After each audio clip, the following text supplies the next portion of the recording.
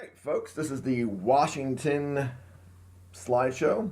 Washington, our first president, and this is the slideshow on his presidency, what he did for America, and a little bit of Adams as well, our second president.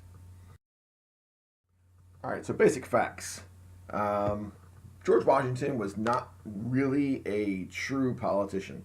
He was just a really good leader, and people trusted him and put him into office. On April 30th, 1789, he was the first president.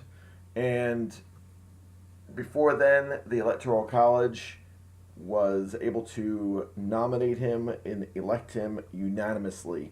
Now you have to remember this is before the popular vote was in effect. Okay, so this is just the Electoral College, no popular vote, no nothing. It's just the Electoral College, and they unanimously elected him president. He's the only president ever to be elected by the Electoral College unanimously. We have had some close calls. Our closest would be James Monroe, and he only had one vote against him, Electoral College vote against him.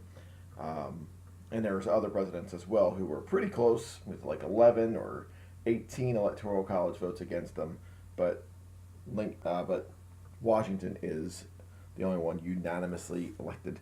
He sets the standard for the presidency, and that means he sets the precedent for the presidency. All right, he's the bar that people look up to and try to measure themselves against. He is reelected in 1792, and both times his vice president was John Adams. He realized that he could not do it all on his own, so he basically asked individuals to help him out. All right, so he created some cabinet positions, and the person he chose as Secretary of State was Thomas Jefferson. Secretary of Treasury is Alexander Hamilton. Secretary of War was Henry Knox. Attorney General would be Edmund Randolph. Now, Secretary of State deals with foreign affairs. The Treasury deals with economy and money. Secretary of War is pretty self-explanatory. We've changed that now. Instead of it being so negative sounding, we changed it to Secretary of Defense. And then we have the Attorney General, which is the main lawyer for America. And the person he nominated for the Chief Justice of the Supreme Court was John Jay. It's not in the presidential cabinet, but it's still a very important nomination. Okay, while he is president, he has to deal with money, all right, banking, and how the people really see money and their expectations.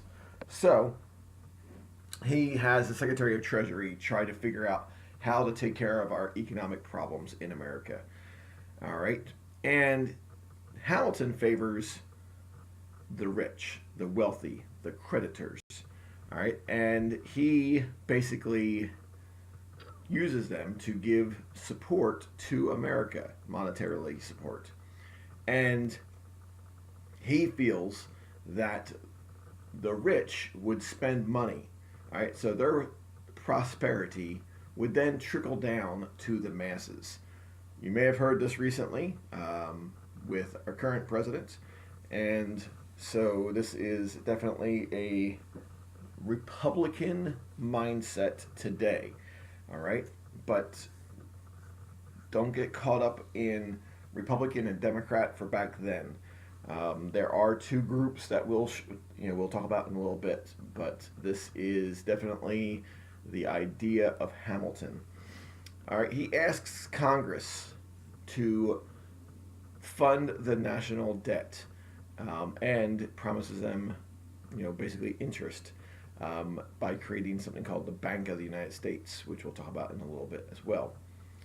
He asks Congress to assume the debts of all of the states. All right, so Congress would take on the debt, which would be making the states loyal to the national government because then they wouldn't have to worry about it so much. Virginia opposed to this idea, was opposed to this idea. So to gain their vote, the South would then receive Washington, D.C. We've talked about this before. This is when it actually takes place. All right. The national debt is at $75 million back in 1790s. All right. Much, much more than that nowadays, but back then that's still a lot of money. And the more creditors that were involved meant that there would be a better chance for the nation to succeed, because these wealthy people do not want to lose money, so they will do whatever they can to make America function. All right, and that's what they do. And so this is when big business starts to take over America, and the people who own businesses, these creditors, they want the success of the nation, because then they will get paid back by the nation with interest. All right. The revenue does come in slowly. The debt does continue to increase, but we do find our way to pay down this debt, and the individuals will, who gave the money, will succeed. The population growth during this time is expanding. 95% are still living on the East Coast, but there are some new states: Tennessee, Kentucky, Ohio, Vermont. All right, so these are all a bunch of new states that are coming in. People do consider the federal government as a necessary evil, and they basically want to see America succeed, but they really don't necessarily trust the government, even back then. And the success of America really causes the foreign governments out there, especially in Europe, to start worrying. They think that their own people will start to fight for their independence or change their governments, which they do. All right, so how can we get some credit? How can we get a bank rolling? And Hamilton comes up with an idea of an 8% import tax. All right, so if you are bringing in goods, those goods would be taxed at 8%. This is called a tariff. All right, and the tariff revenues would be based on this foreign trade, and that would be able to pay down the debt. All right, but there's also other countries who have other tariffs, so it all kind of works out in the end. For banking purposes, Hamilton wanted to create some form of currency, a common currency, and to create a common bank for America. This is called the Bank of the United States, the BUS. All right, and you're going to be hearing about this during this unit and during the Jacksonian Democracy unit later on this year. So just try and get used to that term, the BUS, and it is the Bank of the United States. All right, so Jefferson. Jefferson does not like this idea. He says that banking should be a state issue. It shouldn't be a federal bank. And people kind of supported Jefferson's idea, especially in the South. Hamilton, he thinks it's a federal idea. And they have two different viewpoints. All right, and we're going to look at this again a little later on. But Hamilton believes that if it's not in the Constitution, then you should be allowed to do it. Whereas Jefferson believes if it's not in the Constitution, then you should not do it at all.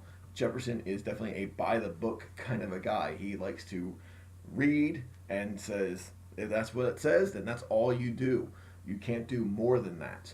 Hamilton likes to read into it and go, well, it's not saying it, but so therefore I should be allowed to do it. The North likes Hamilton's ideas. The South likes Jefferson's ideas. And so it begins, this division of America. Okay, one of the things that Hamilton does is creates an excise tax on whiskey.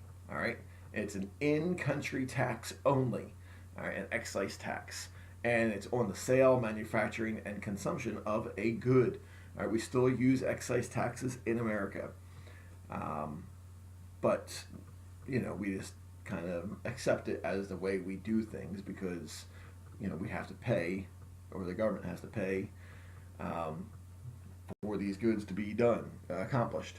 All right, so farmers of the products of whiskey and the distillers of whiskey, they see this as a tax on something that they see as a necessity. All right, and they see it as a tax on currency because out west, some of the people would trade whiskey as a form of payment.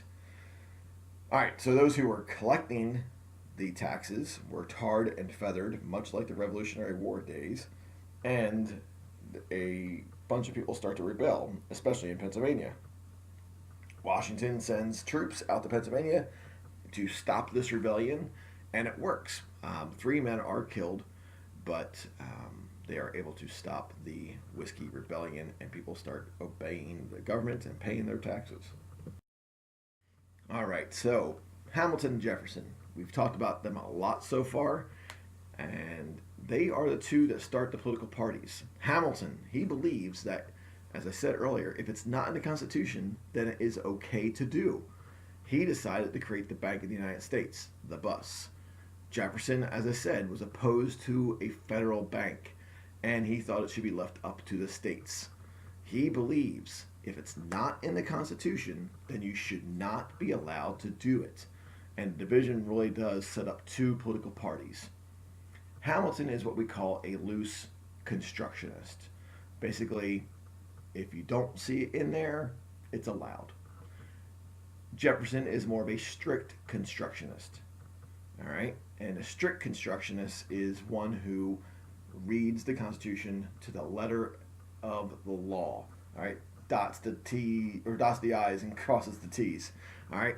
Oddly enough, Republicans today are strict constructionists, yet they follow Hamilton's economic plans. So they consider Hamilton to be their father, all right, and also Lincoln. Um, Democrats today, they follow Jefferson's economic plans, yet they are considered loose constructionists. So it's kind of flip flopped a little bit here, and that's just the way politics works, unfortunately. So back then in the 1790s, there were two political parties that show up. All right, Washington hates political parties, but they show up during his presidency. The Federalists, those who are for the federal government, follow Hamilton, and those who follow a government for the people, they create something called the Democrat Republicans, and they follow Jefferson. I know it sounds kind of weird having two parties that we have today in the same party, but that's how it worked. All right. As I said earlier, the foreign governments were afraid that of America's success, and they thought that, you know what, our people might just try and do something crazy. All right. Well, the French do it. The French want more of a constitutional government, not a monarchy, and they try to talk to King Louis. He refuses this, and he and his wife Marie Antoinette are beheaded in 1793. And the Jeffersonians, the Democrat Republicans, they actually like this revolution. They actually agree with the French people. But they do not like the bloodshed that is going on. They don't like all the beheadings, all right, and the dismemberment. America, people in America feel that we really kind of owe the government of France our loyalty because they helped us beat Britain during the Revolutionary War. All right, so who do we help? Do we help the people who are following in our example of independence against our government? Or do we help the government who is, the people who helped us win against our oppressor? Washington, he wants to stay neutral because our military is way too weak, and he says we will not get involved in European affairs, and he creates something called the Neutrality Proclamation of 1793 because getting involved would bring England to America, and that would be a bad thing. So England, guess what? They show up anyway. They come to America anyway, and we have a battle with them, with the Native Americans. What do? They give Native Americans firearms to attack the Americans out in the West, which we call Ohio. at this point. We send a general, his name is Mad Anthony Wayne, to go out and take care of business, and he does defeat the Native Americans in 1794, and he defeats the British. And we sign a treaty in 1795, and that treaty supposedly ends the Indian and British problems, but it doesn't. All right. Then we have to sign another treaty, the Jay Treaty. All right, because the British are dealing with things on the seas. All right, so the Treaty of Grenville takes care of American land. The Jay Treaty takes care of land over in Europe and on the seas. All right, so that's the difference here. The British attack American merchant ships, not our military, but our American merchant ships. All right, and they force sailors on those ships to join Britain and cause them to fight in their war against France. Jeffersonians, they like war, all right, which is really kind of a strange thought in our mind. Hamiltonians, they do not want war. And what we do is we sign a treaty with John Jay. John Jay leading our America, he signs it with the British. And they promise to leave America land. They promise to pay back any kind of damage to our ships as long as we pay off that debt. All right? And that debt from the American Revolution is still hanging over us. We still have not paid it totally off. All right? The North, they're all happy. All right? Because, first of all, the debt is theirs, and the ships actually belong to them. They're the ones who are doing the shipbuilding, and they're the ones who are shipping goods. All right? The South is hurt because the debt belongs to the North. Congress combined all the debt, you have to remember that, and made the states pay it off a little bit here, a little bit there, but they divided it up amongst all the states.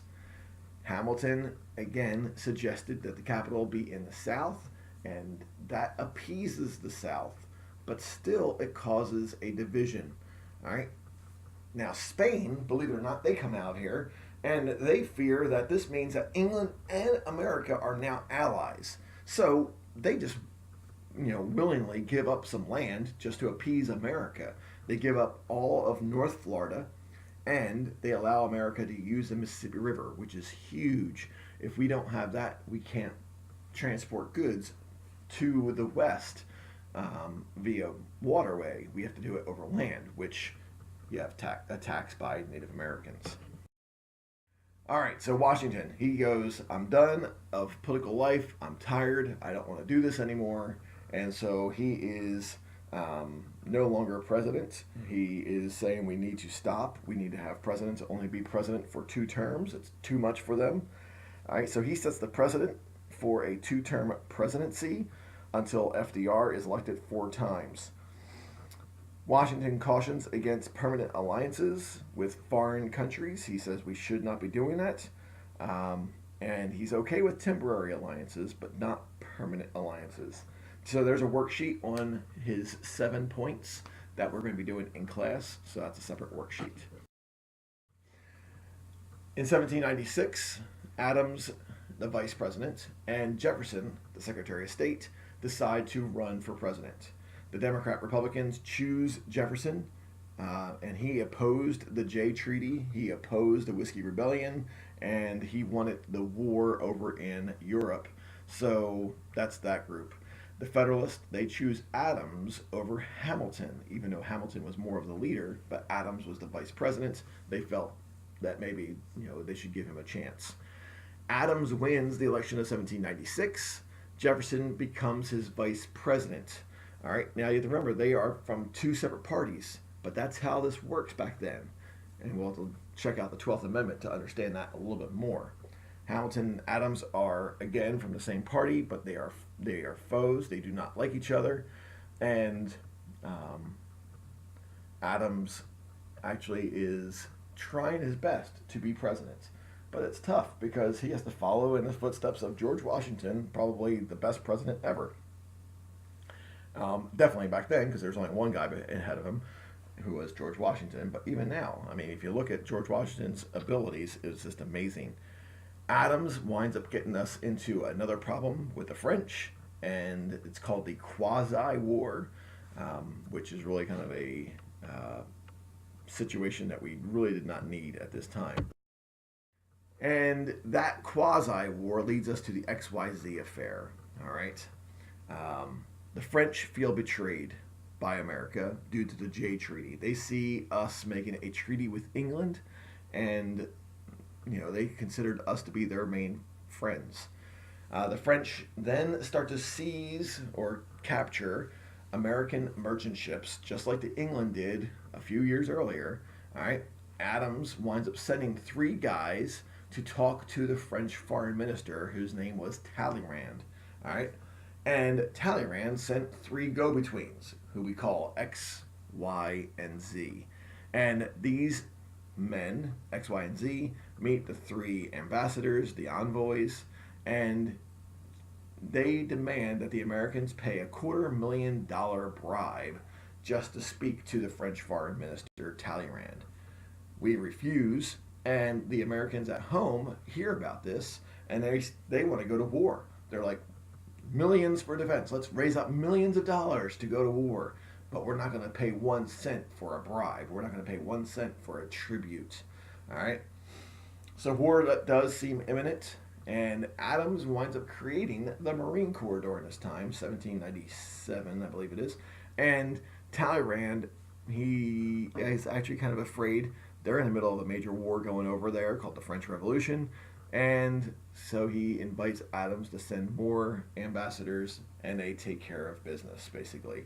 The Convention of 1800 eventually negates the treaty that they had before, and they become friends again. Everybody's happy. And what Adams does winds up setting up the groundwork for the Louisiana Purchase in 1803. Even though Jefferson gets all the credit, Adams lays all the groundwork for it. Now, Adams is afraid of losing the election of 1800. And many people are coming to America, but they all like the Democrat-Republican way of doing things, not the Federalist way. Right? The Federalist would be John Adams and Alexander Hamilton. And the Federalist Congress tries to prevent the Democrat-Republicans from winning, so they actually raise the number of years someone has to be living in America in order for them to become a citizen. All right, and they change it from 5 years to 14 years, which is crazy. They also say that they're going to start deporting dangerous foreigners during this time of peace, and if we're in a war with anybody, we're going to put these dangerous foreigners in jail. All right, this might sound really, really familiar to you.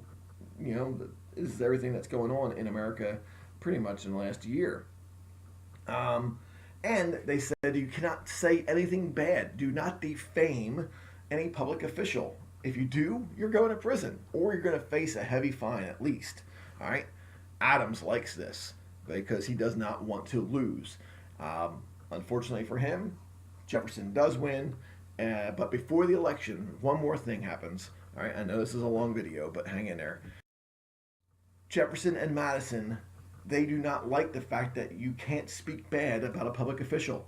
All right, they fear that free speech is being taken away from Americans, and that's because of the Sedition Act part. All right, so the Alien part, and then we have the Sedition Act. All right, and so they write resolutions, which are little statements they put in their state constitutions, and they state that the federal government received the power from the state government. So therefore, they could consider any state could consider any law of the federal government null and void. It's something that we call nullification, which will come back in 1828. All right, so just try and get that in your head. All right, nullification, the act of saying that a law is null and void in my state. All right, some states say that it should be up to the Supreme Court, and it should not be up to the states to decide. That would be the North. All right, so the South likes the idea of nullification. The North says the Supreme Court should decide these problems. And so, this is another wedge between the North and the South. All right, I know that was a lot, 25-minute video, I apologize, but this is a huge amount of information that you need to know. All right, so this is good stuff, and make sure you fill in the notes as we went through, and that should be about it.